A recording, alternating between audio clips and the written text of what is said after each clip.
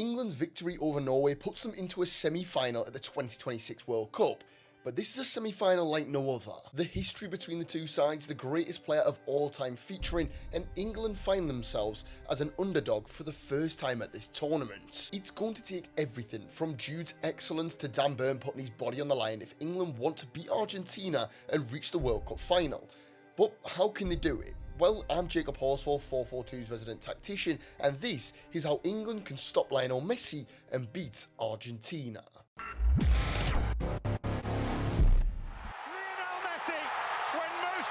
Argentina have been a little bit weird at this tournament. They've conceded the joint most goals of the Final Four, but they've scored more goals than anyone else in the competition. And that's going to be a huge part of it for England. Yes, exploit their poor defence, but make sure you keep yourself safe, because Lionel Messi is always sniffing. In possession, Argentina bombs so many players forward to pin the opposition's defence. This creates space in beyond the opposition's defence, and then that means when the ball's played through, the opposition are facing their own goal, creating little pockets of space for Lionel Messi to crash into, which is why we've seen him score so many goals by arriving late into the penalty area. Argentina use the pinning of opposition defenders to overload space and create little pockets regularly. This man carrying out of the box pulls two Switzerland players wide. This opens up space on the edge of the box for 𝗕𝗫𝗓𝗓𝗓 to operate in. The ball can then be cut back and he has a free set of space to build his shot and shoot, which is incredibly dangerous for any team. Argentina have a ridiculous set of shooters in their front line. I mean, 40% of their shots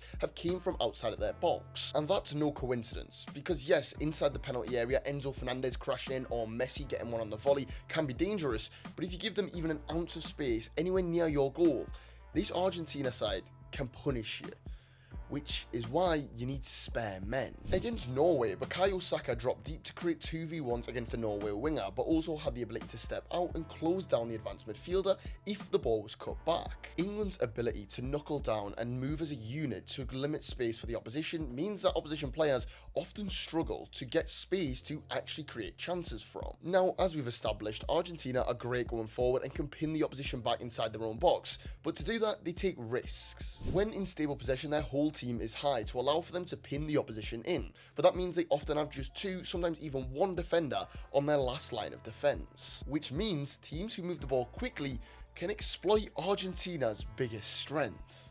Jude Bellingham. Jude Bellingham! Argentina being so aggressive with their positioning means that these two defenders need to be spatially aware and capable of managing lone situations well. When Norway got England 2v1, Stones could have been dragged wide very easily and opened a free pass to Erling Haaland. Instead, he blocked off the pass to Haaland and forced Soloff to go toward the byline.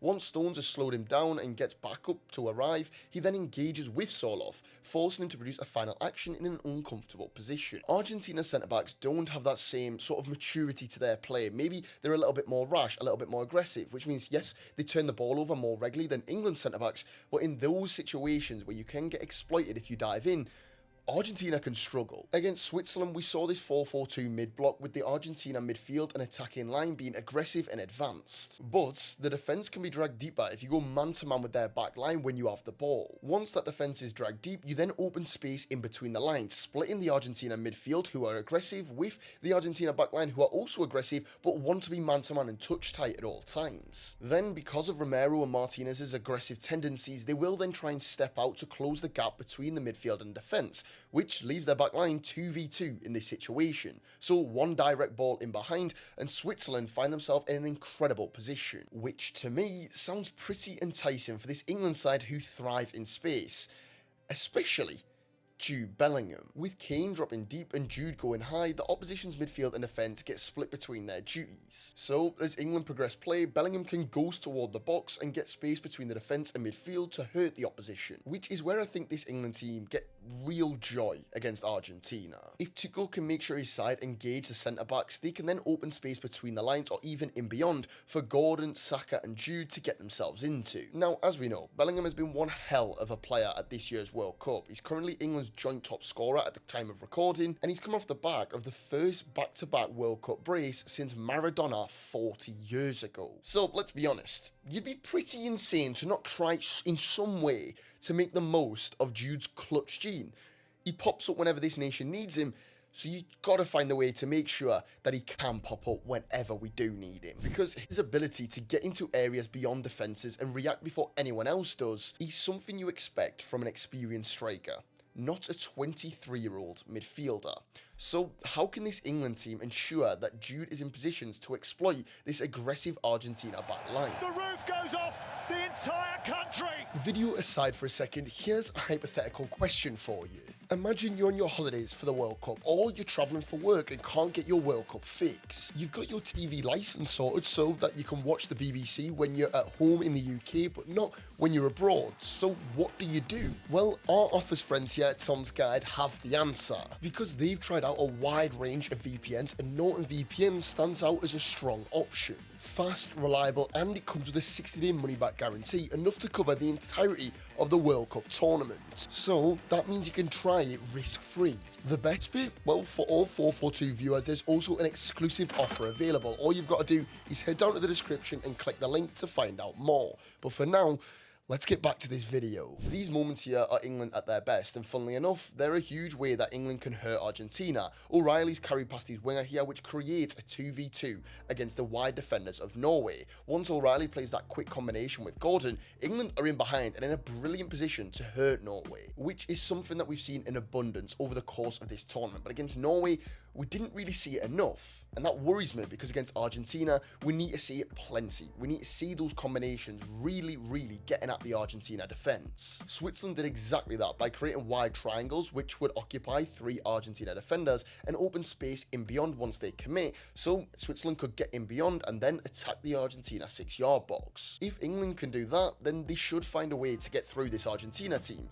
But Thomas Tuchel did refer to the Norway game as England's play not being repetitive enough, which I feel is almost a direct comment on those combinations, because yes, England got the job done and that's all that matters, but they didn't do it in the Tuchel way. It wasn't the way he would have wanted it to happen. By repetitive, I feel the German manager was talking about playing more passes, playing quicker passes, and combining quicker to allow England to control the tempo of the game. Obviously, that didn't happen, especially in the second half. England lost full control. If you look at the match momentum, that second half saw England pretty much get dominated in an attacking sense by Norway, which is why Tommy Tuchel was so annoyed.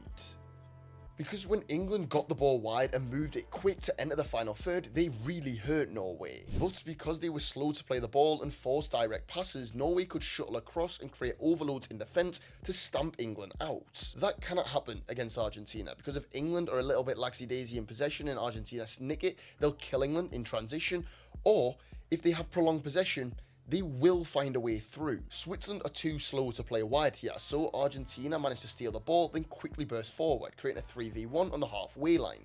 As soon as they get through toward the box, they bombard it and find a way to score, which will be a worry for England. If they get caught napping in possession, like Norway caught them doing on a multiple of occasions, then you expect the England centre-backs, who will be left managing big space, to be exploited by Argentina. But quality-wise, England have enough to stop Lionel Messi, to score plenty of goals against his Argentina defence, and ultimately avenge that England side that were on the receiving end of the hand of God.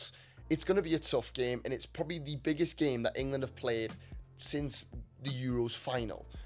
But if there's one England side who can rise to the occasion and really make it count, it's this England team. Jude Bellingham, Bukayo Saka, Harry Kane, Elliot Anderson, Ezri Konsa. This team is different.